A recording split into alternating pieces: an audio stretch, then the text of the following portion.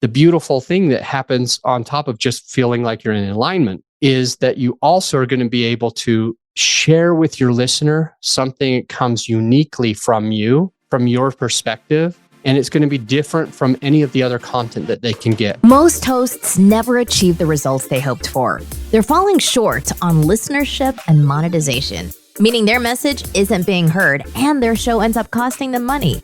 This podcast was created to help you grow your listenership and make money while you're at it. Get ready to take notes. Here's your host, Adam Adams. Hey, podcaster. It is your podcast coach, Adam Adams. And this episode, we're going to be talking about teaching things that you know. And it's interesting. Two or three different things happen. I can remember two of them.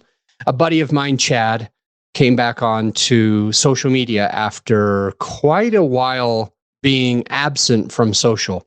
And he knows that it's important to be active on social because when you are a business owner, when you are an influencer, you always have to continue to be that squeaky wheel. You have to continue to put out that content.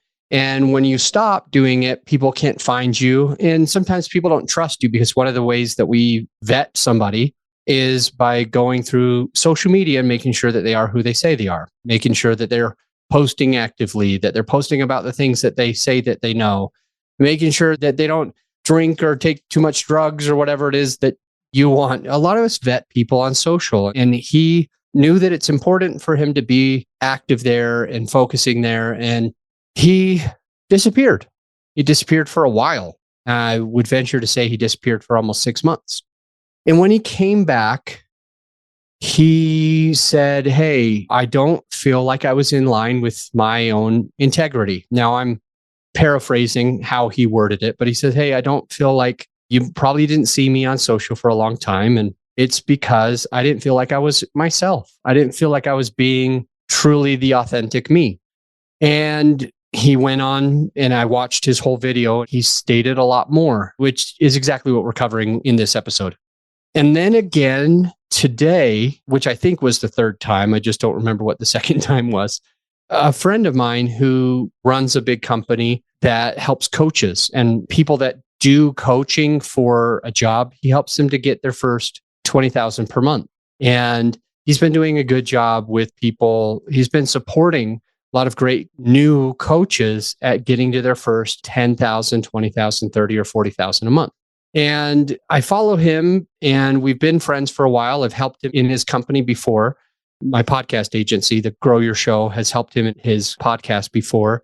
And he put something up in his coaches group where there's a whole bunch of people that are coaches. And he posts something that basically says, teach what you've experienced, not just things that you've heard. Basically saying, don't regurgitate old information. He's saying, teach from your own experience. Basically made it sound like a lot of people are there only regurgitating what they've heard, what they've learned the theory to versus what they've done, what they've experienced, what they've accomplished on their own. And going back to my buddy who did the video, once I saw that video, he posted 3 more videos in 3 more days. And he probably still is posting every day. But he made a shift. He made a change from regurgitating information that he learned along the way, but had no experience on his own. He didn't get to experience it. And both of these people, and I think there was a third person, just can't remember who, there's this common theme right now that too many people are only teaching the things that we hear. Let's say that we are an investor, a real estate investor, and we teach people how to do wholesaling, which to me, by the way, is not actual investing.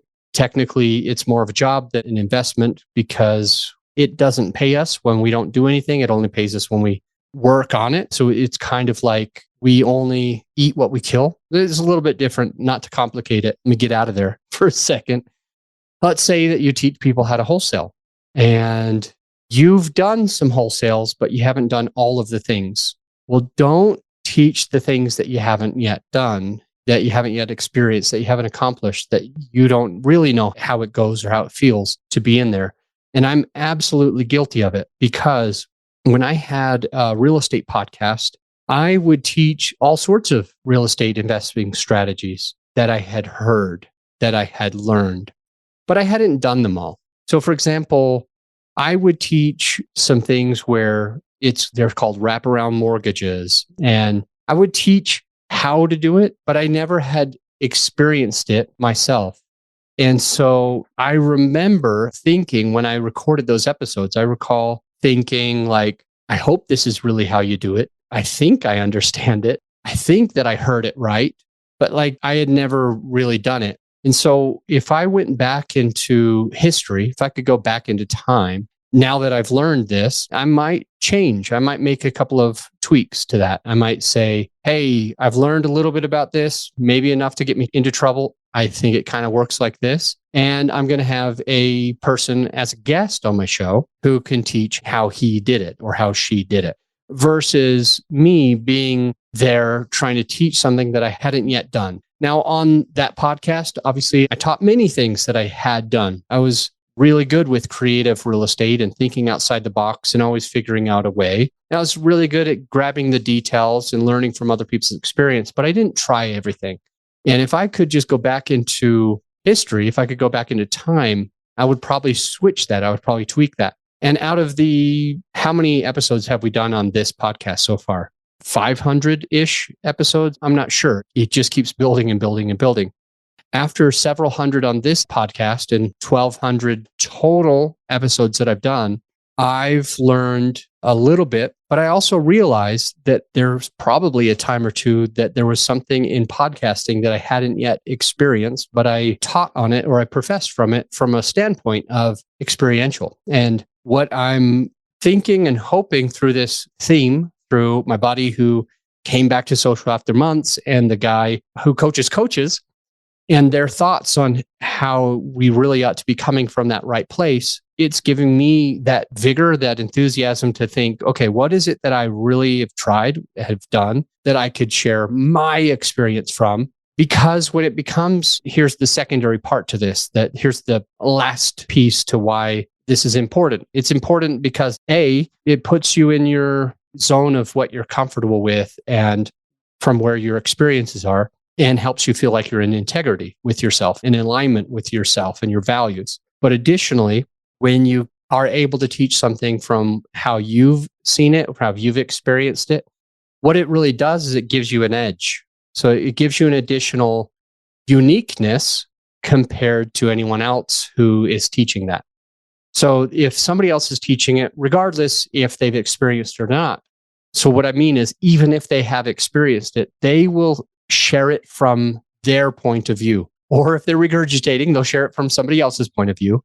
But when you go start sharing your information and your story from your point of view and your perspective, the beautiful thing that happens on top of just feeling like you're in alignment is that you also are going to be able to share with your listener something that comes uniquely from you, from your perspective, and it's going to be different from any of the other content that they can get. So with number 2, it's like if all you're doing is just regurgitating somebody else's truth, then it's something that can be copied and mimicked in multiple different ways.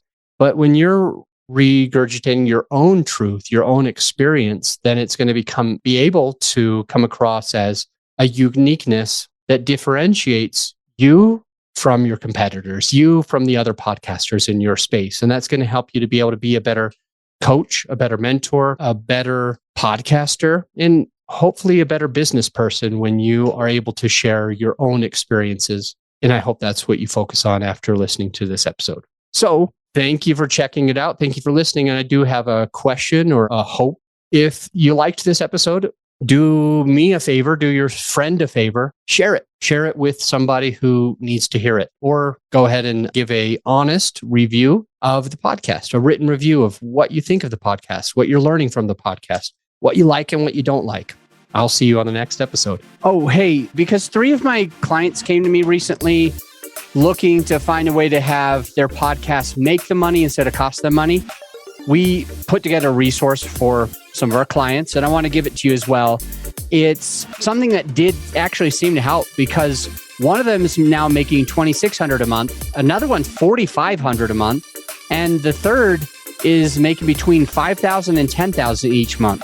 And so it's been a resource that's been incredibly valuable to them. It's our sponsor sheet template. It's a template of a sponsor sheet, and it gives you something that you can hand to potential sponsors and hopefully also be making $2,600, $4,500, or between 5 and 10K regularly each month with your podcast. So this has been a contributing factor to helping all 3 of those clients turn their podcast into an additional income stream for them. And the way that you can find it is just going to our website, growyourshow.com, but put in /templates, growyourshow.com/templates.